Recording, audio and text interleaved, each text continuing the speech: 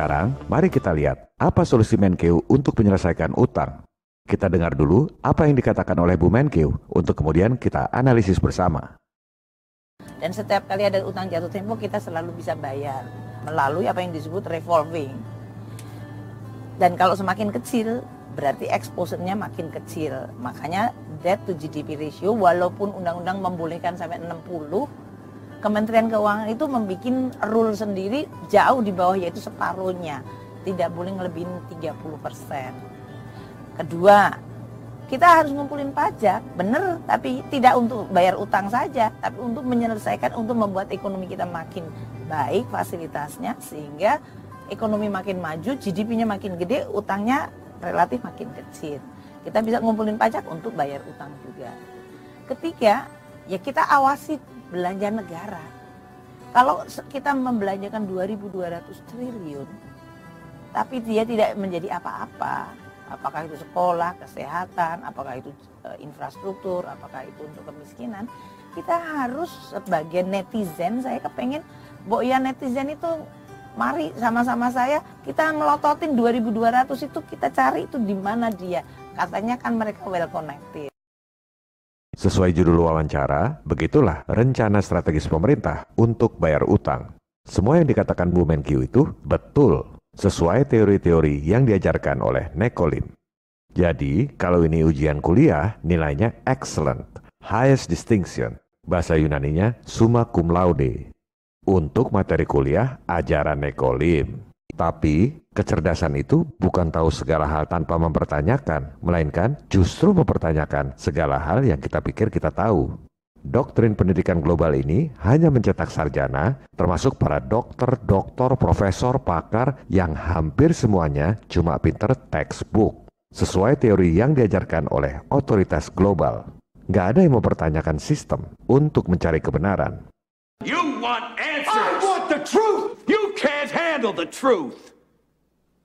Sekarang kita gali kebenaran atau ketidakbenaran solusi pembayaran utang yang disampaikan oleh Bu Menkeu tadi.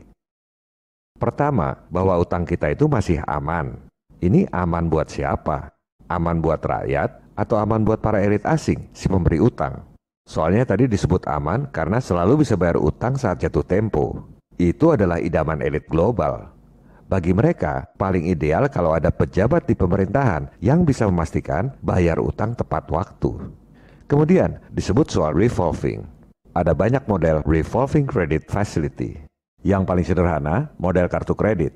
Dikasih plafon utang, bisa ditarik atau digunakan kapan aja, selama nggak mentok plafon. Yang penting bayar bulanan. Nah, kalau fasilitas seperti ini digunakan buat bayar utang, namanya gali lubang tutup lubang. Atau model lain lagi, dari revolving credit. Misalnya, rakyat dikasih kredit 100 juta rupiah. Tiap bulan cuma bayar bunganya doang, katakan sejuta.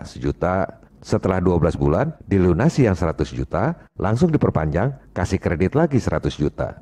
Jadi cuma plus-plus doang. Itu adalah idaman para pengusaha kurang modal. Utang terus-terusan. Pengusaha yang punya modal pasti nggak mau. Sama juga kerja buat bank. Bayar bunga, taruhlah 12%. Emang laba bersihnya berapa? Udah kegerus buat bank. Apalagi revolving, perpanjang utang terus. Cuma kerja buat para bankir. Mending saya dagang rokok aja, Pak.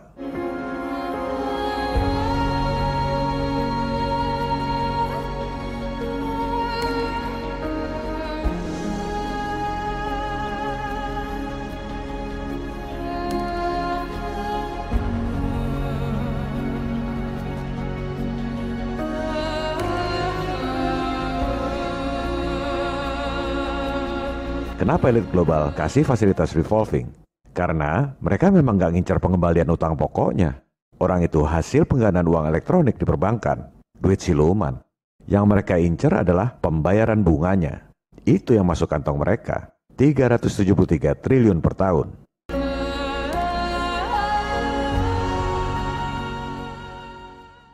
Kemudian, aman karena rasio GDP atau PDB. Nah, ini sesuai dengan judul episode kita. Itulah alasan yang diajarkan oleh Nekolim lewat teori-teori di sekolah. Katanya kalau ngomong harus pakai data. Oke, sekarang kita, rakyat jelata, tukang beca dan tukang sayur, kasih bukti data yang tak terbantahkan bahwa rasio GDP adalah alasan palsu supaya kita utang terus. Kita lihat data publik. GDP per kapita Indonesia $4.135. Artinya apa? Kita kurskan dulu, asumsi 14.200 sama dengan 58,7 juta rupiah per tahun. Kita bagi 12. Jadi, berdasarkan data resmi, pendapatan penduduk di Indonesia itu rata-rata 4,8 juta rupiah per penduduk per bulan. Tapi kan di rumah itu nggak semua orang kerja. Taruhlah yang kerja suami, punya 2 istri dan 1 anak. Kebalik, punya 1 istri dan 2 anak. Berarti dianggap pendapatannya 19,5 juta rupiah per bulan per keluarga. Coba lihat saudara-saudara kita di Papua. Apa pendapatannya 19,5 juta rupiah per bulan per keluarga? Atau saudara-saudara kita di NTT, apakah pendapatannya 19,5 juta rupiah per bulan per keluarga?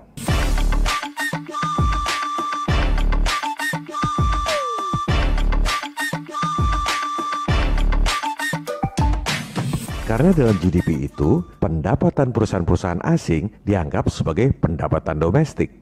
Jadi kelihatannya bagus. Padahal yang nikmati bukan orang Indonesia. Inilah akal-akalannya Kolim. Contohnya ya perusahaan-perusahaan asing seperti Freeport itu. Tahun 1967 alasannya untuk meningkatkan GDP. Memang benar GDP naik, tapi itu indikator palsu. Karena yang nikmati ya dia-dia lagi. GDP seolah-olah tinggi, padahal rakyatnya tetap miskin. Apakah bangsa kita bodoh? Apakah kita tidak mempunyai elit yang bisa berpikir? Ataukah bagaimana sebetulnya?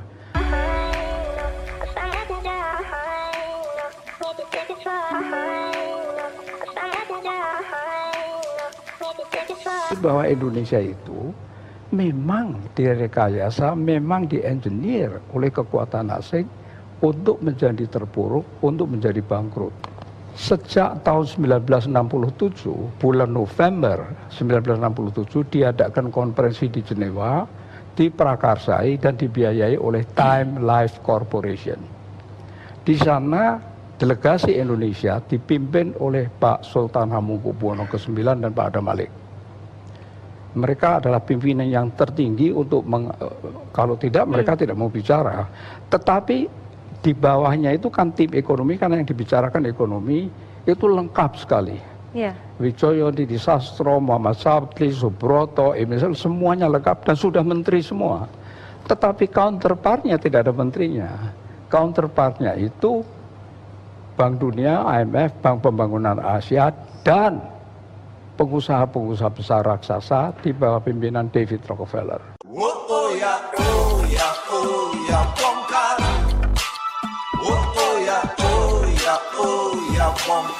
Peran CIA. CIA mempunyai salah satu pemimpin wanita yang namanya, atau eksekutif wanita yang namanya Claudia Martin. Claudia Martin memberi perintah kepada John Perkins, seorang pegawai dari perusahaan swasta di Portland, yang namanya perusahaan itu Main, MIN. Tapi itu cuma kedok. Dia adalah agen CIA yang diperintah oleh Claudia Martin untuk pergi ke Indonesia dan menciptakan proyek sangat besar dengan pembiayaan dengan utang. Berikan justification atau pembenaran bahwa proyek itu sangat penting. Kalkulasikan untung yang sebesar-besarnya, bangkrutkan Indonesia setelah semua utang kembali kepada perusahaan-perusahaan Main, Bechtel, Halliburton, Stone and Webster, dan Brown and Root. Katakan bahwa proyek ini akan meningkatkan PDB tanpa peduli siapa yang menikmati. Katakan juga bahwa PDB bisa naik oleh satu proyek saja yang besar. Oleh karena definisinya memang demikian. Berikutnya, solusi dari Bu Menkeu adalah pajak. Ini yang dari awal kita bicarakan. Rakyat disuruh kerja keras, dipajaki tinggi buat bayar utang pada para bankir asing yang kaya raya. Padahal sebenarnya tanpa utang pun kita mampu biaya pembangunan. Kita jangan ngomong rasio-rasio GDP palsu itu. Kita lihat aja angka nominalnya. APBN 2021 bayar bunga utang 373 triliun rupiah per tahun. Siapa yang mau bayar? 373 triliun itu cukup untuk ekuitas bikin 2 kali bank mandiri setiap tahun. Dibakar tiap tahun. 373 triliun itu cukup untuk membiayai APBD DKI Jakarta selama 4 tahun. Dibakar tiap tahun. Kalau ada pemuja utang yang bilang bahwa ngutang itu wajar, jangan ngomong doang. Coba bayar 1/1 aja, 373 juta tiap tahun. Mau? Saya sih nggak mau, makanya protes. Atau para pemuja utang itu bayar 10 jutanya deh, 37,3 juta rupiah tiap tahun. Mau nggak? Saya sih nggak mau, karena memang sebenarnya kita nggak perlu ngutang. Kita mampu biayai sendiri pembangunan. Kita akan bahas di episode 31 mendatang. Solusi ketiga dari Bu Menkyu, rakyat suruh pelototi penggunaan APBN. Loh, itu bukan tugas rakyat. Masa pejabat yang pada korupsi anggaran, rakyat yang disuruh pelototin? Rakyat sudah lapar, Bu. Kerja susah, cari duit susah, bernapas pun dibikin susah, disuruh pakai masker. Masa masih disuruh pelototin anggaran? Ngono ya ngono, ning ojo ngono. Kami berharap orang-orang secerdas Bu Sri Mulyani bisa memberi solusi konkret yang pro rakyat, bukan pro utang pada elit keuangan global. Dari ketiga hal tersebut, jelas sekali kelihatan bahwa Bu Menteri nggak punya solusi. Kami akan sampaikan solusi pembayaran utang 6.000 triliun dalam sehari pada episode 31 mendatang.